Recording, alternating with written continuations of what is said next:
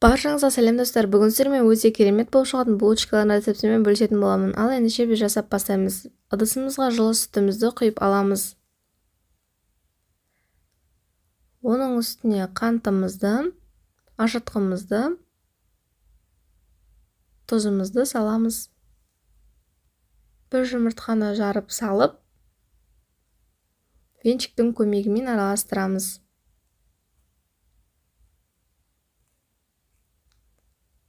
Араласып болғаннан соң алдын ала еліктен өткізілген ұнымызды жаймен қоса отыра қамырымызды илейміз. Ең алғашында осылай венчиктің көмегімен, екінші қолмен илеген жөн. Менде қамыр дайын болды. Енді осы дайын болған қамырымыздың үстіне аздап қана күнбағыс майын қосып, жақсылап бір-екі рет илейміз. Және дайын болған қамырымызды пищевой пакетпен ауа өтпестей қылып жабамыз. Және де жылы жерге 1-1,5 сағатқа қойып қоямыз. Ол дайын болам дегенше біз сүзбеміздің үстіне қантымызды салып, бір жұмыртқамызды салып, шанышқының көмегімен жақсылап араластырамыз.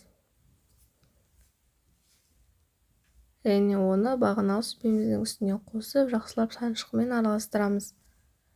Менде сүзбе қою болғандықтан мен оның үстіне сүтті қостым.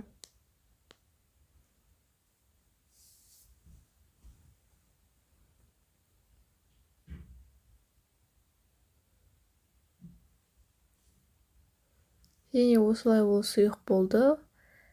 Ашыған қамырымызды алып, үстеліміздің үстіне ұн сеуіп, 2 бөлікке бөлеміз.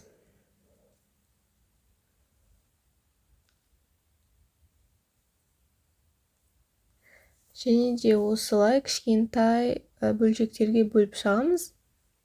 Және оларды дәл осылай дөңгелектеп шығамыз. Мен барлығын істеп болдым. Менде табаға алдын ала май жағылған.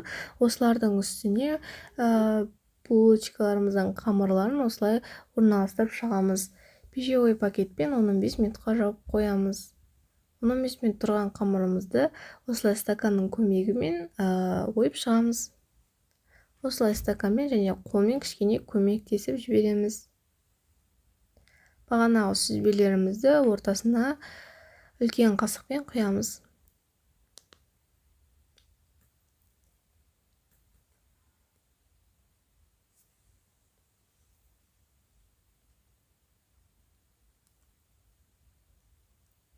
Барлығына осылай құйып болғаннан соң, менде осы жерде жұмыртқаның сарысы бар, оның үстіне аздап сүтті қосып, араластырып, жағып шығамыз шеттеріне.